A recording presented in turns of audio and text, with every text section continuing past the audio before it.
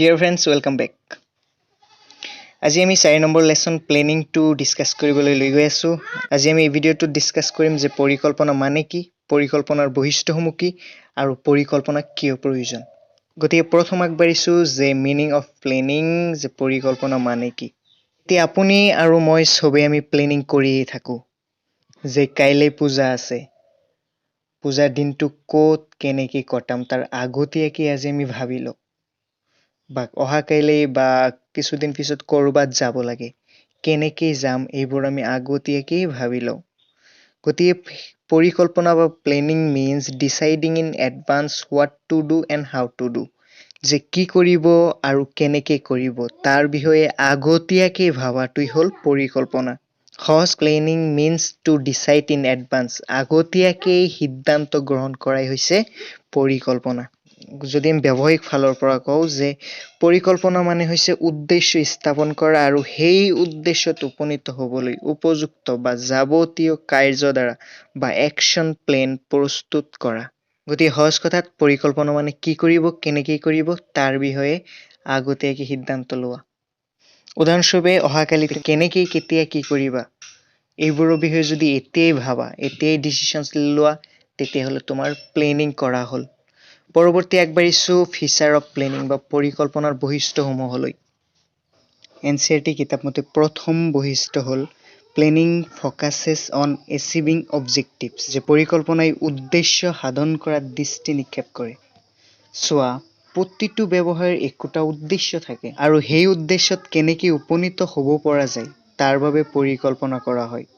গতিকে লক্ষ্যত কেনেকৈ উপনীত হ'ব পাৰি, তাৰ কাৰণে কি কি কাম কৰিব লাগিব তাৰ বিষয়ে সিদ্ধান্ত লয় বাবে পৰিকল্পনাক লক্ষ্য অভিমুখী বুলি ক'ব পাৰি।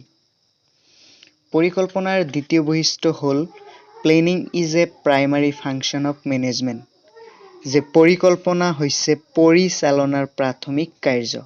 পৰিচালনা কৰিবলৈ হ'লে প্ৰথম পৰিকল্পনা কৰিব লগা হয় আৰু এই প্লেনিঙৰ ওপৰত ভিত্তি কৰিয়েই মেনেজমেণ্টৰ বাকী যিবোৰ ফাংচন, অৰ্গেনাইজিং, ষ্টাফিং আদি কৰা হয়।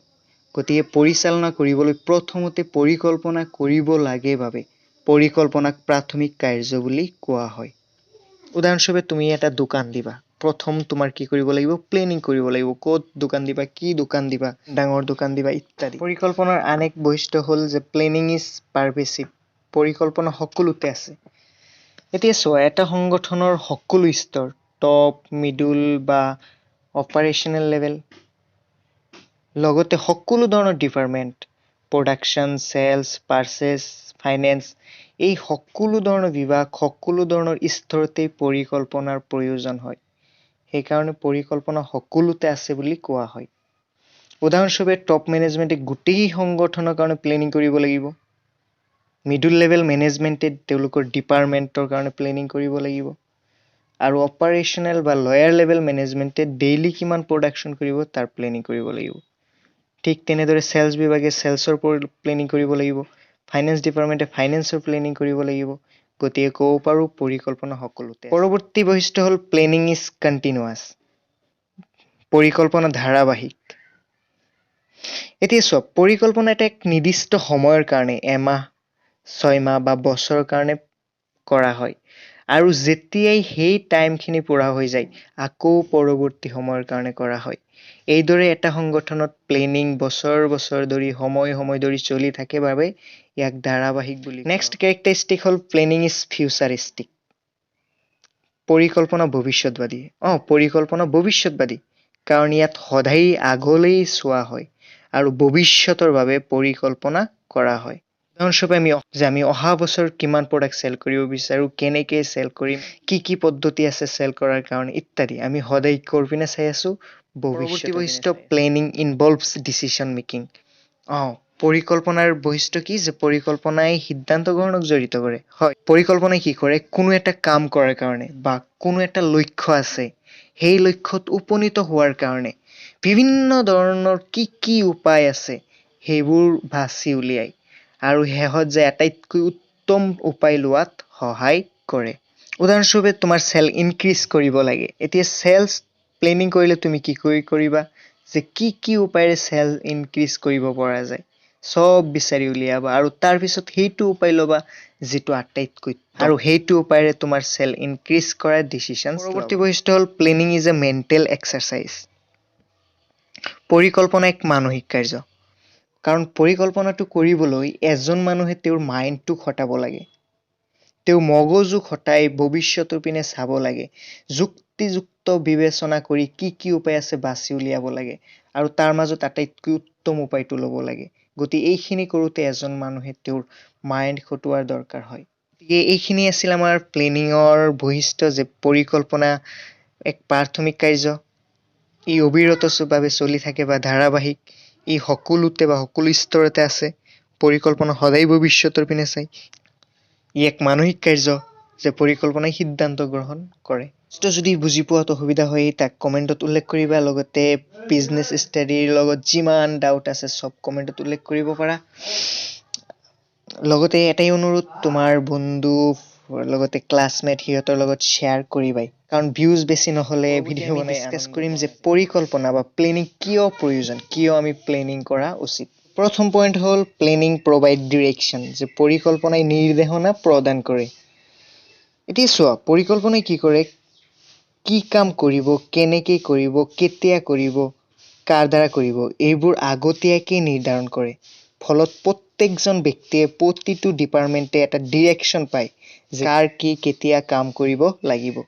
গতিকে পৰিকল্পনা কিয় প্ৰয়োজন হয়, সংগঠনত প্ৰতিটো বিভাগ প্ৰতিজন ব্যক্তিক এটা নিৰ্দিষ্ট ডিৰেকশ্যন বা নিৰ্দেশনা প্ৰদান কৰিবলৈ। উদাহৰণস্বৰূপে তোমাৰ কোম্পানীয়ে টাৰ্গেট ছেট কৰিছে যে এইবাৰ আগৰ বছৰতকৈ আমি ডাবল চেল কৰিম। যেতিয়া প্লেনিং কৰিব যে ডাবল চেল কৰিবলৈ কি পদ্ধতি ইউজ কৰিব, কোন বিভাগত কোনে কি পদক্ষেপ ল'ব, এইবোৰ যেতিয়া আগতীয়াকৈ নিৰ্ধাৰণ কৰিব, চব ডিপাৰ্টমেণ্টৰ চব ব্যক্তিয়ে একোটা ডিৰেকশ্যন পাব আৰু সেই ডিৰেকশ্যনত মতে কাম কৰি গৈ টাৰ্গেটটো পাব পাৰিব। গতিকে প্লেনিঙক আমাৰ কিয় লাগে, এটা উপযুক্ত নিৰ্দেশনা প্ৰদান কৰিবলৈ। এক্সামত 2 মাৰ্কৰ কুৱেশ্যনো আহি যায় যে পৰিকল্পনাই কি দৰে নিৰ্দেশনা প্ৰদান কৰে, কাৰণ পৰিকল্পনাই আগতীয়াকৈ নিৰ্ধাৰণ কৰে কেনেকৈ কি কৰিব লাগিব আৰু এইটো নিৰ্ধাৰণ কৰাৰ দ্বাৰাই নিৰ্দেশনা প্ৰদান কৰে।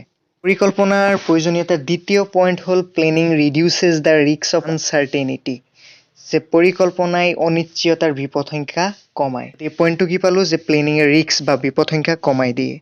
পৰিকল্পনাত এজন মেনেজাৰে আগলৈ চাই, ভৱিষ্যতলৈ চাই আৰু ভৱিষ্যতে কি কি পৰিৱৰ্তন বাধা আহিব পাৰে তাক আগতীয়াকৈ নিৰ্ধাৰণ কৰিব পাৰে।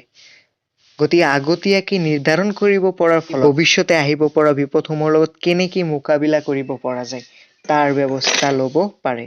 ফলত সংগঠন এটাৰ ৰিস্ক কমি যায়। পৰৱৰ্তী point, planning reduces overlapping and wasteful activities, যে পৰিকল্পনাই কামৰ মাজত ওপৰা উপৰি আৰু অপচয় দূৰ কৰে। প্লেনিঙে প্ৰতিটো ডিপাৰ্টমেণ্ট, প্ৰতিজন ব্যক্তিৰ কি কাম হ'ব আগতীয়াকৈ নিৰূপণ কৰে আৰু প্ৰত্যেকজন ব্যক্তিৰ কাম কাজৰ মাজত সমন্বয় আনে। ফলত এটা কাম দুবাৰকৈ নহয়, কোনো কনফিউজনৰ সৃষ্টি নহয় আৰু কামৰ ওপৰা উপৰি নহয়। উদাহৰণস্বৰূপে তুমি যদি তোমাৰ কোম্পানীৰ কাৰণে প্ৰডাকশ্যন কৰিবলৈ কিমান ৰ মেটেৰিয়েল লাগিব, কোন ৰ মেটেৰিয়েল কিমান পৰিমাণে গুদামত জমা ৰাখিব লাগিব আৰু সেইমতে যদি জমা ৰখা, ৱেষ্ট হ'বনে? কেতিয়াও নহয়। পৰৱৰ্তী আছে যে প্লেনিং প্ৰমোটছ ইন'ভেটিভ আইডিয়াছ, যে পৰিকল্পনাই নতুনত্ব আইডিয়াৰ সৃষ্টি কৰে।